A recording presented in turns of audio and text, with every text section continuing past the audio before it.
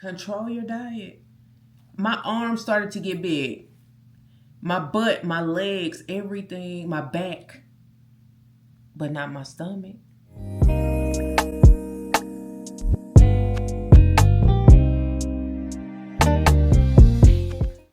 What's up, everybody? Welcome back to another video with Shay Inspires. If this is the first time you're seeing my face, you're happening up on one of my videos, please consider subscribing. I would love to have you. Today's going to be a bit different. It's a sit-down video. I haven't done one of these in a very long time, but I thought it was fitting to talk about my tummy tuck experience. It's been 2 years. So, this interests you? Y'all keep watching because I have all the juice and all the tea. And I won't take all day with it. Okay? This is Shay. I'm going to be talking to you today about my tummy tuck experience. Just to give you a recap, my heaviest weight was 325 pounds. I started a weight loss journey well over 10 years ago. I always wanted a tummy tuck, but to be transparent, I didn't have the means. When I lost a lot of weight initially, I didn't have the means. So I wanted to get a paniculectomy, which the insurance would pay for. But glory to God, because COVID happened and that paniculectomy surgery was canceled. And then the doctor retired. So after COVID, I went on a mission to, first of all, save the money, because I didn't want to open a line of credit for it, save the money, and then find a doctor who I trusted and their work looked like what I wanted to look like. Just to give you some difference, a tummy tuck tightens the inner workings of your abdomen. A paniculectomy only cuts out the skin. So initially, wanting the paniculectomy, I just wanted the skin off. I didn't care. But thankfully, it was canceled, and I was able to go and do more research and learn about a tummy tuck and what it had to offer. So I was able to get my abdominal wall tightened as well as be sculpted with my tummy tuck, which is exactly what you would want after losing so much weight and working so hard to get it off. You want to look like how you feel. So I am thankful that I was able to take a step back and get exactly what I desire to have, right? So I began this journey again at over 325 pounds. When I initially wanted a paniculectomy, I got down to about 165. So I got all the way down to 165. And then COVID happened. I got back up to 212 pounds. So when I went in for my tummy tuck, I weighed 212 pounds. That was my starting weight. Mind you, in 2020, I was 40 years old. I had my tummy tuck July 17th of 2023. So I was 43 years old. So yes, you can have and recover from a tummy tuck over 40 years old, because I did it. And I have notes here. I'm going to start with the price, because a lot of people want to know, what's the price and where did you go? So my total cost was about, for the surgery and the anesthesia alone, it was about $11,000 in Atlanta. And for me, that was a steal, because I didn't want to go out of the country. And I found a African-American board certified surgeon. Her name is Dr. Celestin of Celestial Plastic Surgery. And I'll insert a video of her here, because I would truly recommend Dr. Celestin. Her bedside manner was absolutely amazing. Her staff just felt like your homegirl. She made me feel so comfortable. We actually prayed before I went back in for surgery, and I just was comfortable. I normally struggle with white coat syndrome when I'm having any kind of procedure. My blood pressure wasn't high. Everything was perfect before my tummy tuck procedure. So, and that, to me, that's a testament of the doctor that I chose and just trusting her. And I truly did. So I'll let that clip play now. Hi, my name is Dr. Ruth Celestin. I'm a board certified plastic and reconstructive surgeon at Celestial Plastic and Reconstructive Surgery in College Park. I had the honor of doing Shay's makeover, her tummy tuck. She has beautiful results for a beautiful soul. And if you're looking for the same outcome after your journey, come see me. But as you can see, she's a beautiful spirit, and she truly takes her time. My word of advice when you are going to visit your doctor is to just be transparent and let them know of your expectation too. You know, they can only do what your body will allow, but if you're going to spend your money, you should definitely let your doctor know what you desire, what your desired outcome should be, or what you're looking for. So be transparent with your doctor. Let them know of anything that is hindering you, any previous surgery, stuff like that. So just be transparent, because they're working on your body and you're being put under. So tell the truth, okay? But she accepted me. I was technically considered a plus size client at 212 pounds. But that wasn't the issue for her, being a board certified surgeon. And when I went back, the experience it was great. I paid extra for what is called Esperal. So when I woke up, that first 72 hours, if you do your research, the first 72 hours, they say is the hardest. And I can say that I did not experience that because I paid for Esperal, which is like an abdominal block. So you don't feel that pain within the first 72 hours. So I got through the hard days because I paid extra for Esperal, and it was probably, I don't know, less than $500 for it. Worth it. Get it. When I woke up from surgery, I was dazed and confused, and you'll see in the video, dazed and confused. Okay. I was out of it. I don't remember the drive home. The first couple of days were a blur, but I was pain free. Some of the stuff that I would recommend you get, you definitely are going to need help. I would say the first couple of days, because we want to be strong and mighty, but the first couple of days you're going to need some help.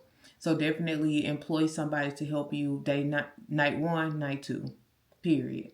Night 3, you can maneuver. I did get a recliner because I have a 2-story home, so I thought that I wouldn't be able to go up the stairs. But I don't think that would have been an issue. I probably would have made it. But I'll have a recliner in my downstairs bedroom.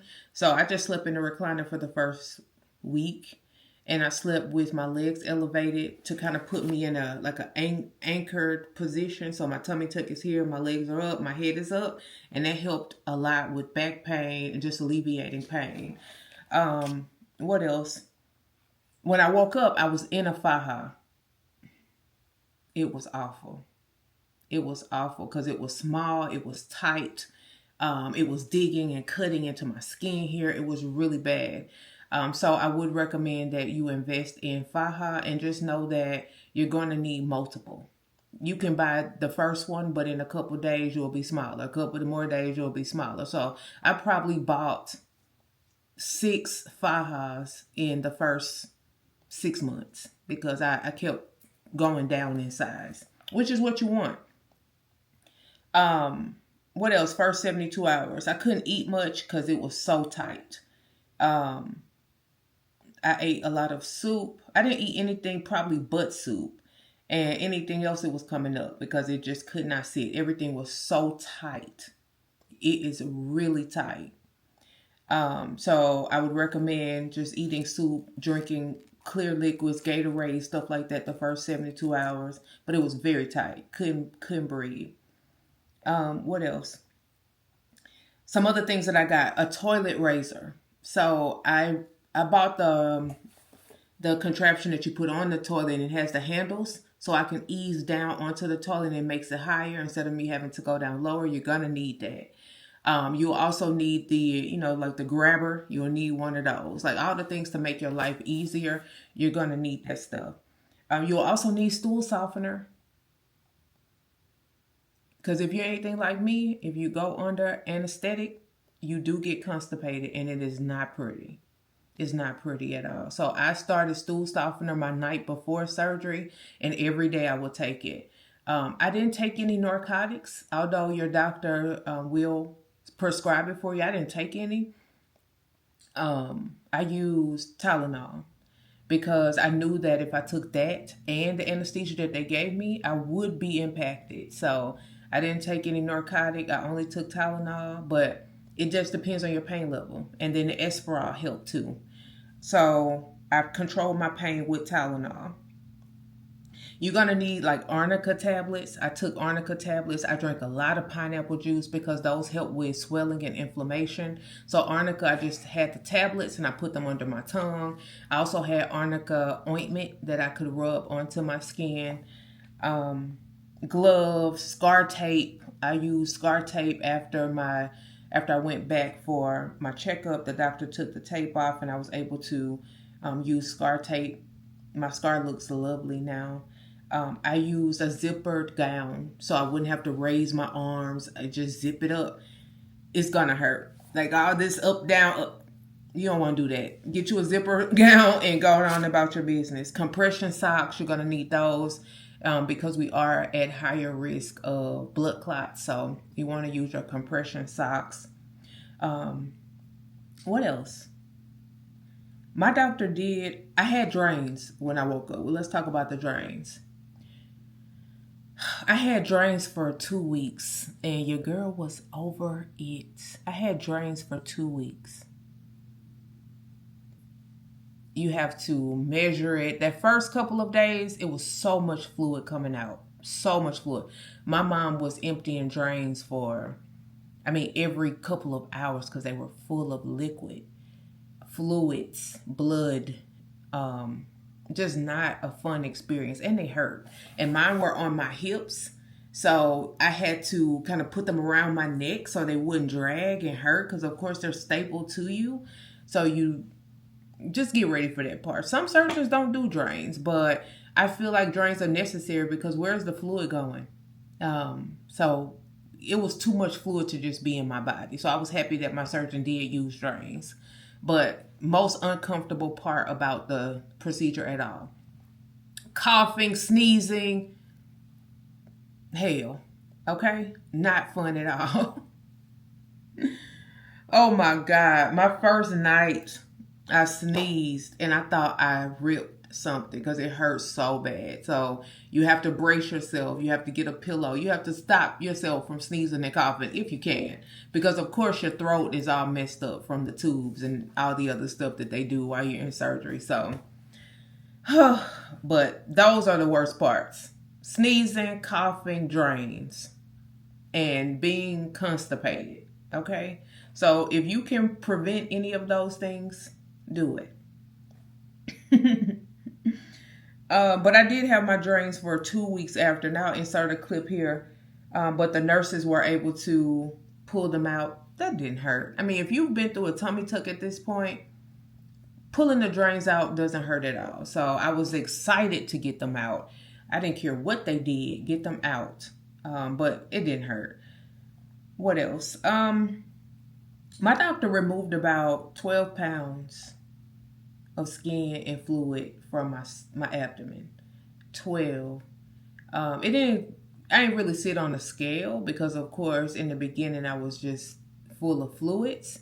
So I was excited to have it off of me. And one thing that I've learned since it's been 2 years is that you'll never gain the weight back where the skin and the fat was removed. The fat cells are gone.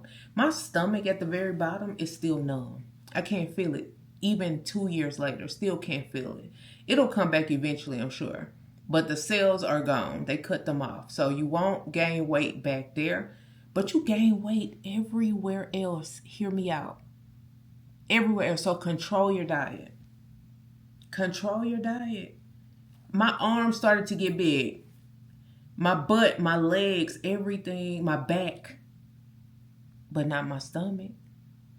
So you have to control your diet. If you do not, you will gain the weight in other places. And it's not pretty. So I have to still today, 2 years later, control what I eat, control my diet to keep my results, keep the results that I want.